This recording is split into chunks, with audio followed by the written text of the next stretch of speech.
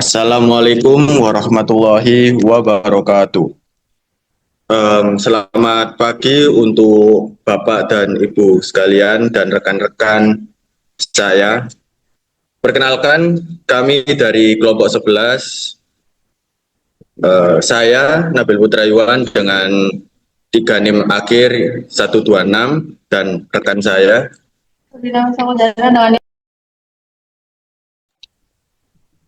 Hari ini kami akan mempresentasikan hasil praktik kami mengenai implementasi enkripsi asimetris menggunakan GNU PG atau GPG.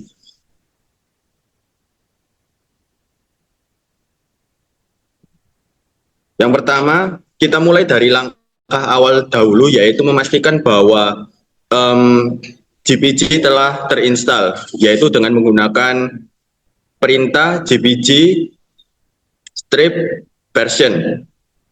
Di sini hasilnya menunjukkan bahwa GPG telah terinstall dengan versi 2.2.27. Kita bisa melihat daftar algoritma kriptografi yang didukung, termasuk untuk public key-nya seperti RSA, DSA, dan lainnya, dan serta cipher seperti AES dan TWO Fish. Next. Lalu di sini ada file jalankan, yaitu GPG itu untuk menampilkan public key yang kita miliki. Di sini hanya menampilkan public key milik Nabil Putra Iwan karena pertama kali generate key. Kalau ada GPG list public key ini untuk menampilkan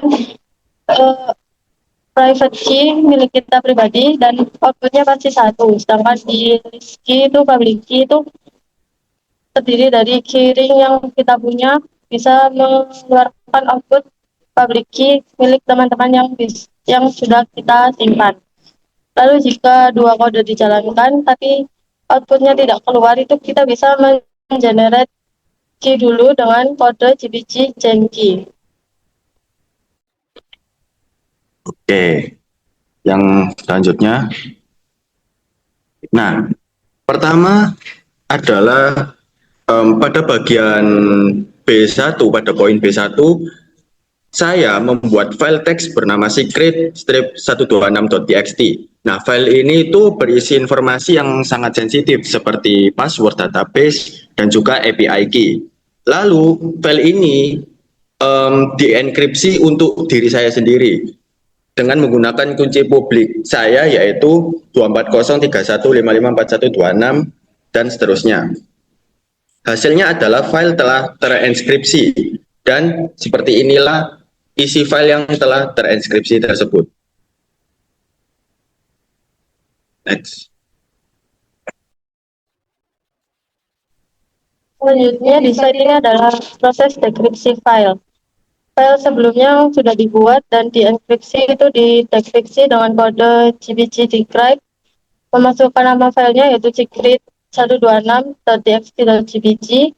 Lalu akan muncul output nama, NIM, password, dan APK yang dibuat oleh dan dienkripsi oleh Nabil Putra Iwan.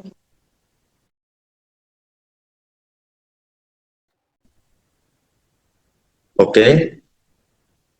Next adalah pada poin C1, ekspor public key. Di sini saya mengekspor public key saya agar bisa saya share dan bisa diterima oleh rekan saya, yaitu Sabrina.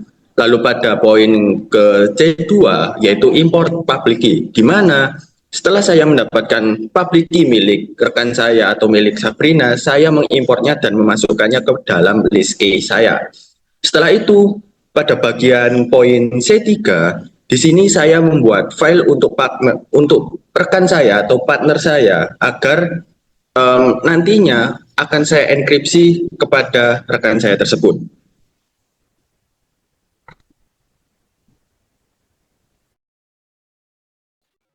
Proses di slide ini yaitu melakukan enkripsi untuk file yang sudah dibuat sebelumnya untuk partner dengan menjalankan kode GPG encrypt recipient atau penerima oleh inputnya public key-nya public key saya karena dikirimkan untuk saya, yaitu ada message for partner.txt. Lalu di LKM atau modul itu kita diminta untuk mendekripsikan file pribadi yang kita enkripsi untuk partner, di mana outputnya akan gagal atau fail karena enkripsinya dengan public key partner, bukan dengan public key milik kita. Oke, next slide. Dekripsi file dari partner.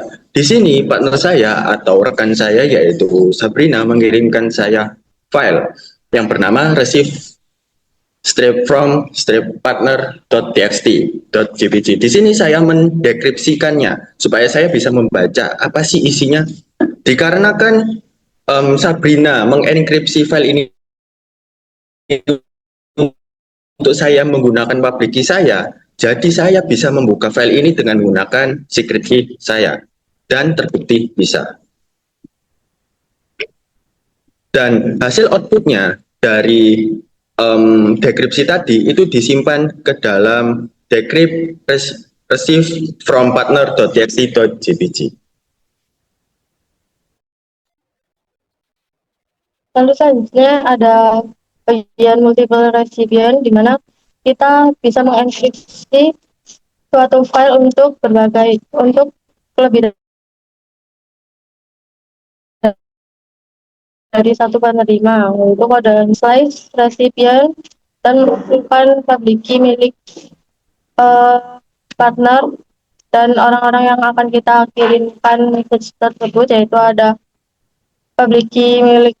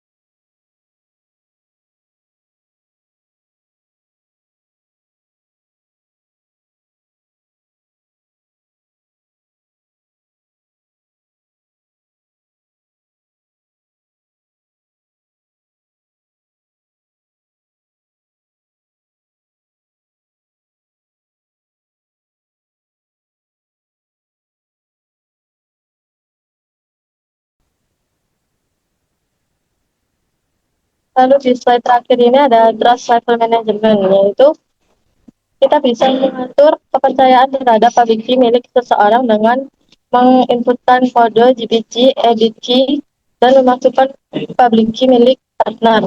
Di sini ada public key saya, dan Nabil akan merubah public key saya menjadi kepercayaannya menjadi full, yaitu kepercayaan keempat. Lalu GPG save untuk menyimpan perubahannya. Perlu diketahui bahwa ada 5 tingkatan untuk mengatur trust level management untuk public key milik seseorang, yaitu yang pertama itu ada unknown, di mana kita belum mengatur tingkat kepercayaan terhadap public key seseorang tersebut. Lalu nomor 2 ada never, berarti kita tidak mempercayai sedikit pun terhadap public key milik seseorang tersebut.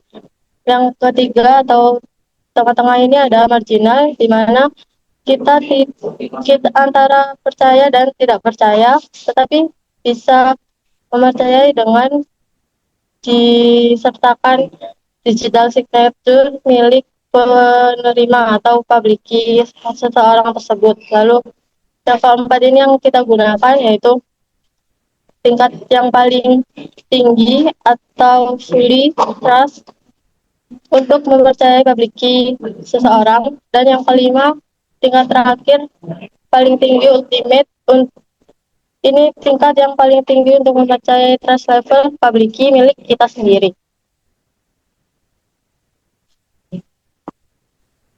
Oke. Nah, mungkin itu aja. Sekian presentasi dari kami mengenai enkripsi asimetris dengan JNUPG. Terima kasih atas perhatiannya.